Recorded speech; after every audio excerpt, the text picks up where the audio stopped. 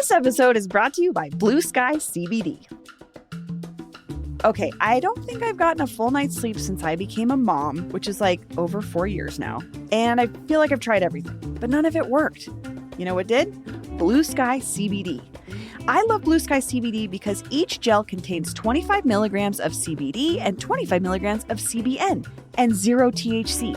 Check out Blue Sky CBD's Sleep Gel 4-pack sampler for just $6 or their 10-pack sample for $20 at bluesky-cbd.com.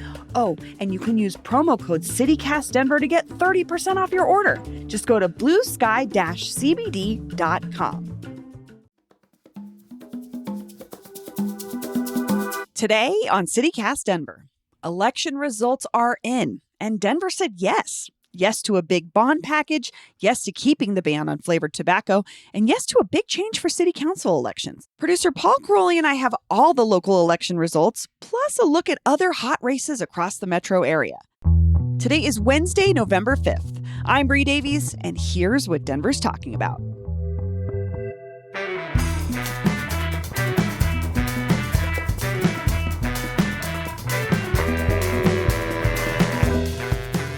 Hey, Paul. Hey, Bree. It's election results time. Here we are at CityCast Denver election headquarters, looking at the results just after 10 p.m.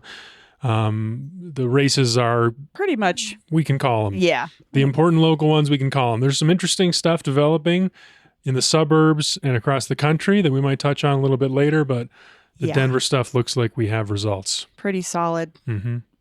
What do you think was we've been talking about this election so much, I think, specifically in reference to the bond, but what do you think, what's the big takeaway from this night in terms of, I don't know. I think this is a huge night for Mayor Mike Johnston. I think last year he suffered a big setback with the defeat of his affordable housing sales tax proposal.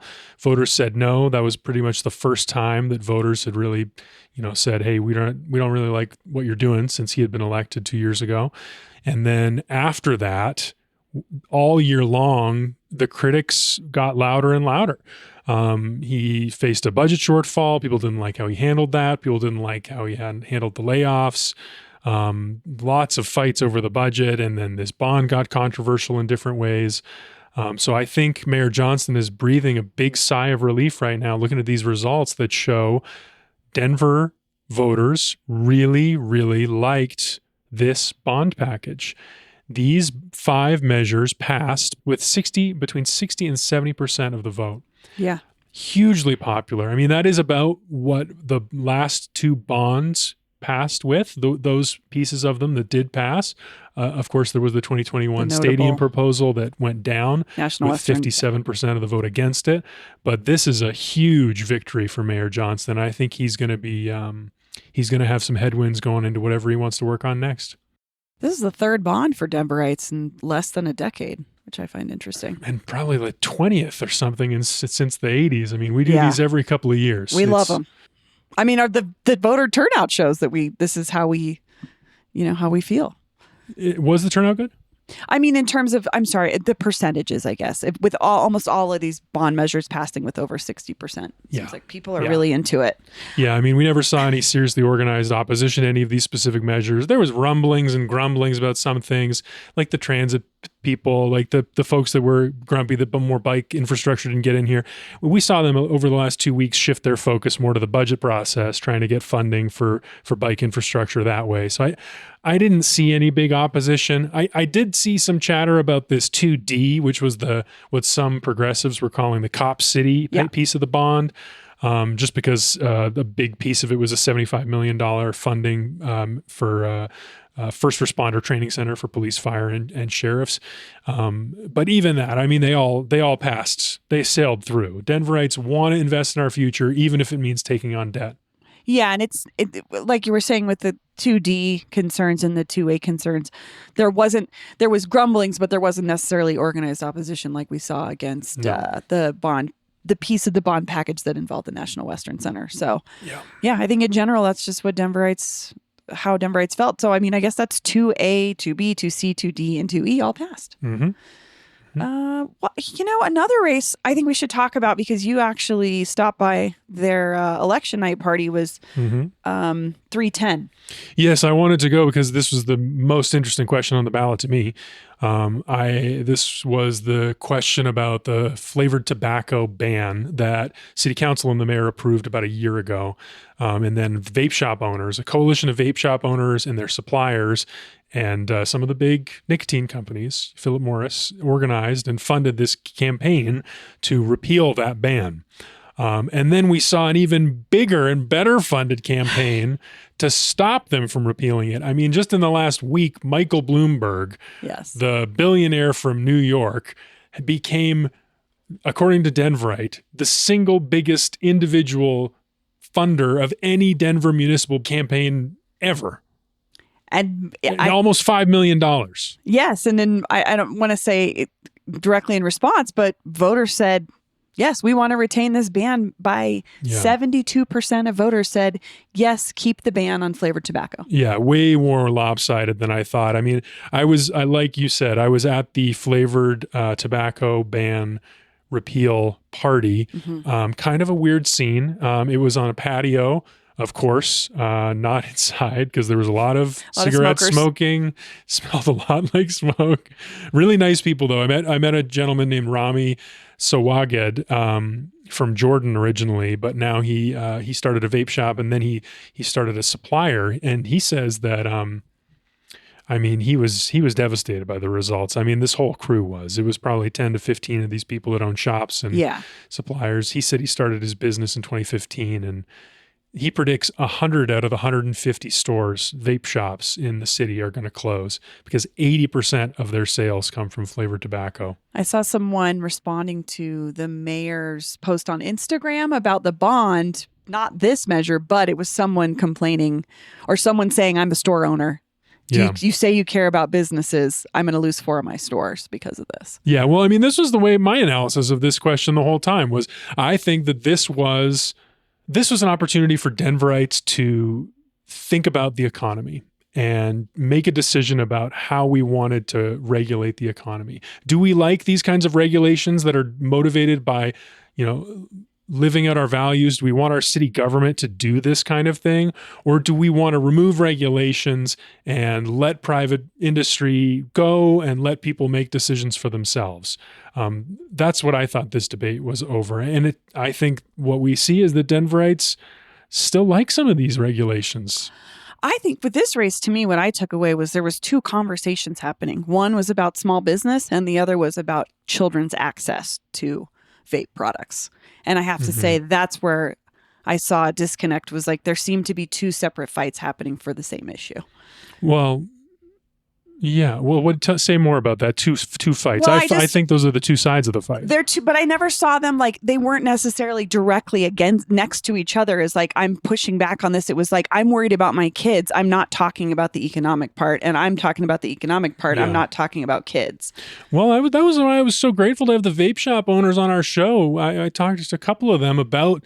And because they were saying, we care about kids too. We want better regulations because we feel like this ban, this carte blanche ban is not the best way to keep tobacco and nicotine away from kids. They were like, please, like, make it easier for us to set up metal detectors or to ID people, or they were pleading for this. Now that was their perspective, of course, but I think they were sympathetic to this argument about kids.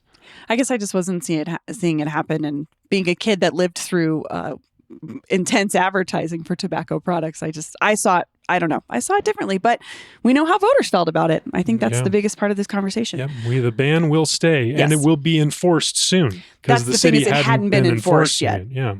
So because it had been through city council and then went on to the voters. So the 2 other components of the Denver ballot, at least, were 2F, which was a name change for excise and license, and then 2G, which was kind of I think this is going to be a big deal. This is basically reforming city council at-large elections and how folks are elected. Yeah, the political philosophy majors were dying over this one. This was a hot topic for real wonks, but for most people, I think it was like, The proposal was, of course, to reform the way our city council at-large elections work.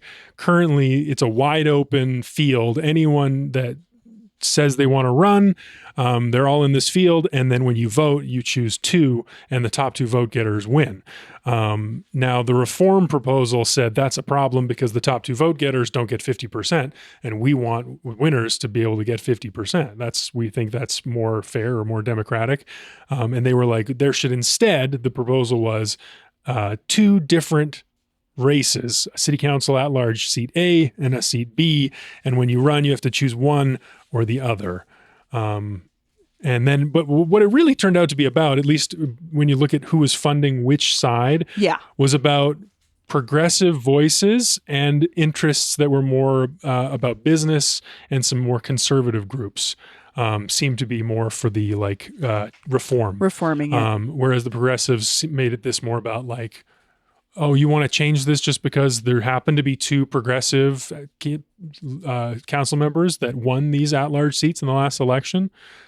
But it looks like voters said, yeah, we want the change. We like this idea. Yeah. Big pass. I didn't see, the most I saw in terms of like advertising or campaign materials was online, was just on Instagram. So I was kind of surprised by how big of a gap this was, but I mean, it's just what voters feel. I guess so. I still don't really understand how people were making this decision, to be honest. This is a very confusing one. Yeah, I don't either. And to me, it's just going to be interesting to see how it actually is implemented, because you have to pick a race, which is so random. Like, just pick one and hope you don't run against somebody who's too similar to you. I don't know. It'll be interesting to see how it's implemented.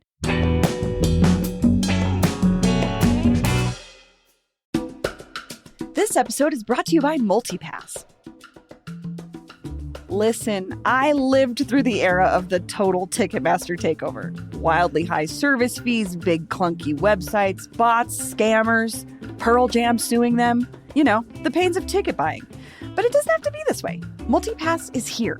This wonderful, local, community-minded ticketing and events platform offers benefits to not just the people putting on great shows, but the people who want to go to those great shows. Proudly based in Denver and deeply rooted in the local event and creative scene, MultiPass offers a promoter dashboard to boost attendance with built-in tools to add street teams and track performance. They also have revenue sharing tools, which automatically splits ticket revenue between producers, performers, and promoters, meaning no more complicated payout hassles. For customers, MultiPass offers more than just a place to buy tickets. Its unique community chat feature unlocks once you RSVP. That means you can connect with other like-minded fans for meetups at shows, events, parties, club nights, and more. MultiPass is designed to help everyone in the event ecosystem win, not just the platform. Learn more at multipass.com. That's multipass.com. This episode is brought to you by Denver Film, because movie lovers across the city are getting hyped. It's almost time for Denver's biggest celebration of cinema, and you don't want to miss it. I'm talking red carpets, celebs, Hollywood moguls, exclusive parties and VIP events, and you can be a part of it.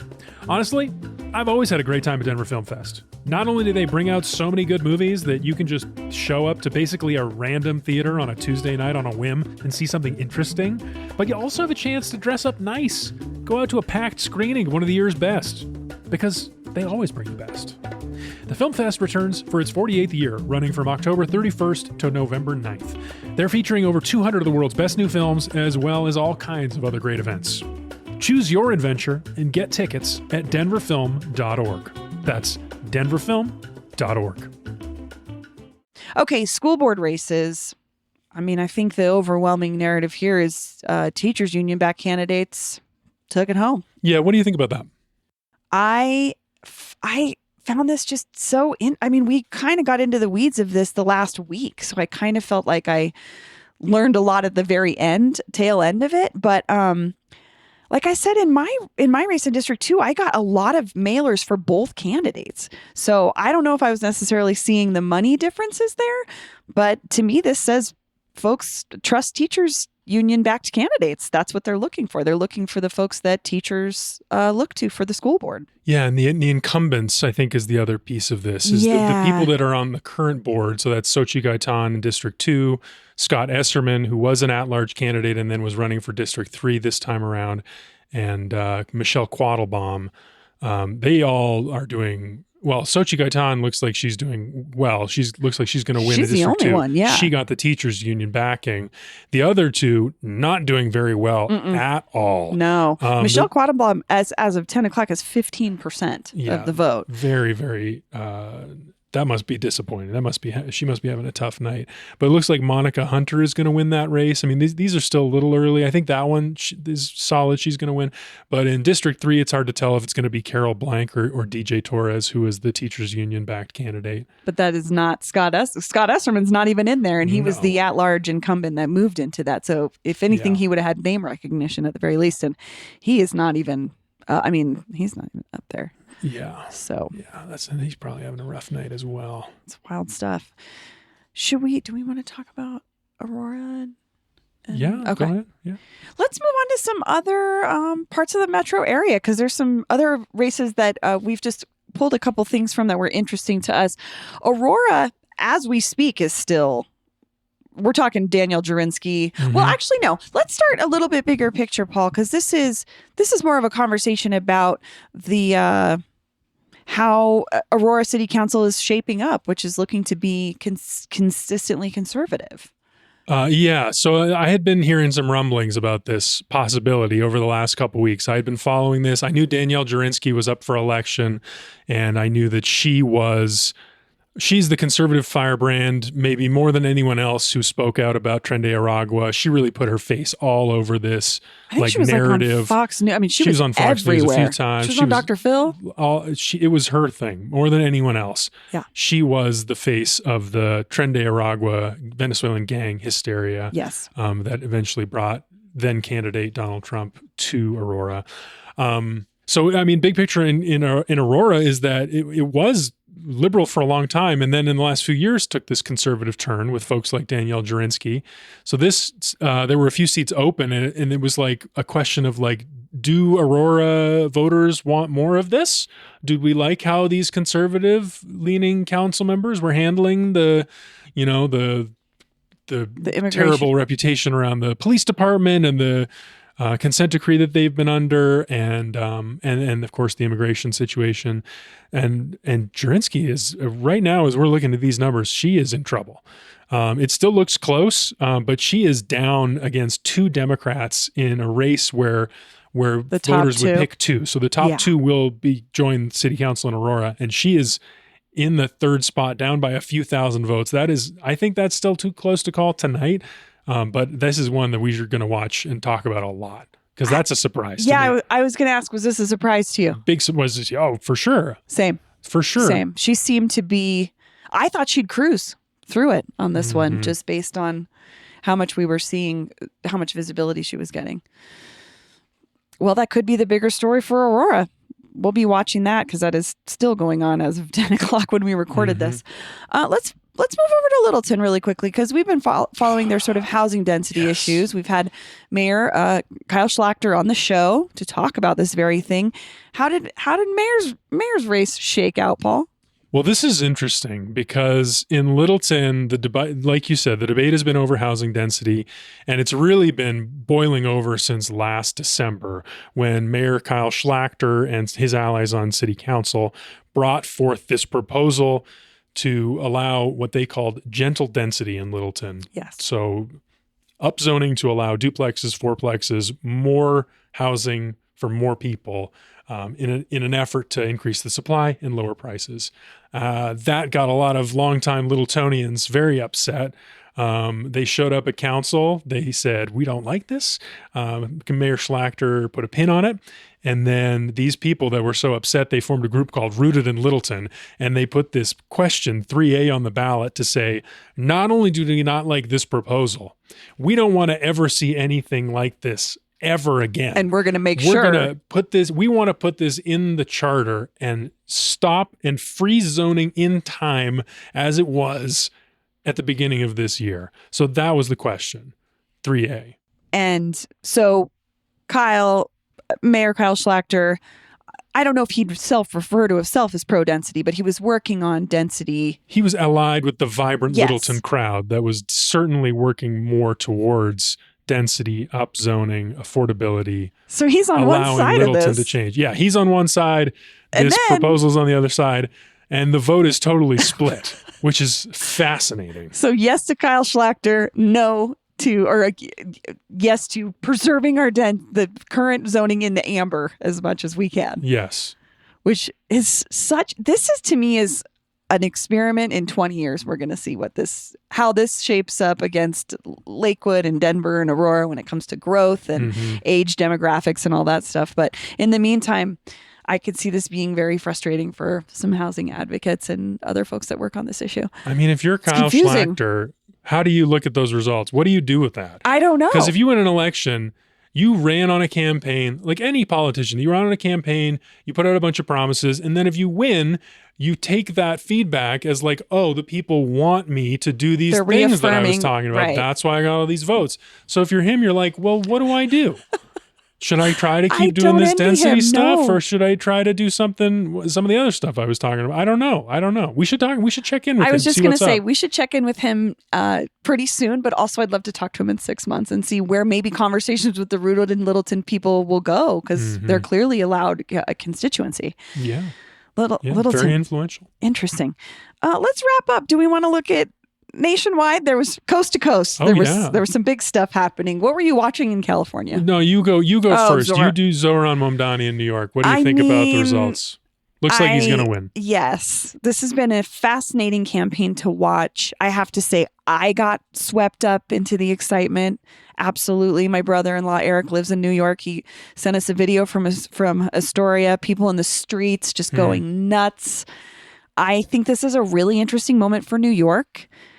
This is New York City. This is a person that has The promised Big Apple.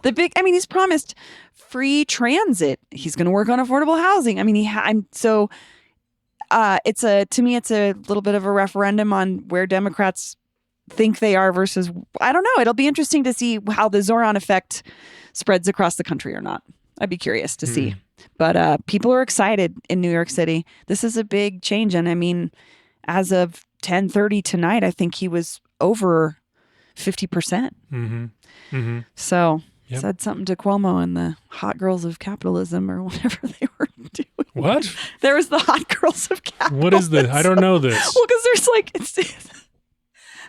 it was like a party they were having, and they were trying to like really Who was having?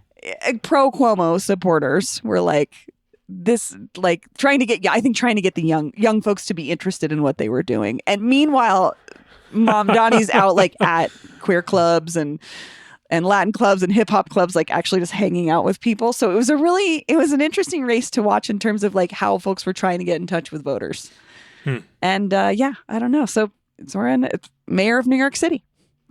Paul, what about California? Let's talk about California before we go. this was a big one for me because a lot of Coloradans have recently started talking a lot about redistricting and the possibility specifically that the Democrats that control Colorado in this increasingly blue state might take a cue from the Republicans and Trump, who have been doing this redistricting in Texas and North Carolina and across in red states to try to get more Republican seats in Congress. Yes. Because in 2026. So Gavin Newsom in California, he put this question on their ballot that was like, we should retaliate by doing the same thing. You know, we meet them where they are. This is power politics. We just have to, who cares about democracy? Let's just win.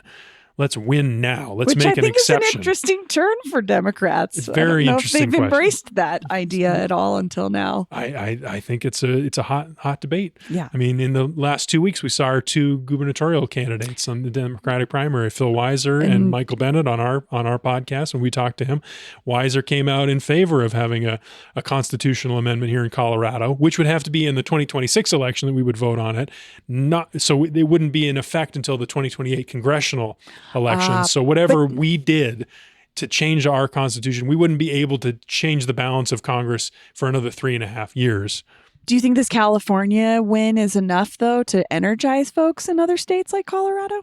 I don't know. That's kind of why I'm interested in it, because it does look like it's going to pass in California. It seems like people there are pretty excited about it. Yeah. I think that's where the energy is. Like the younger, more progressive Democrats, like definitely want to see action from their leaders. Yeah. But I think the other side of it is, it's a good argument because you understand both sides. Like the people who don't want to make these changes, they want to. It's easy to say why break democracy to save it. Like where do we go next? Like when Gavin Newsom says we need to make an exception for the next 3 elections and just send these 5 extra Democrats to Congress just for the next 3 elections, just because of Trump. It's just an extenuating circumstance because it's an emergency. I think in my head, okay, so what happens in 5 years after 2 of those elections have passed? What does that debate look like? Are the Democrats going to want to give those seats back? No.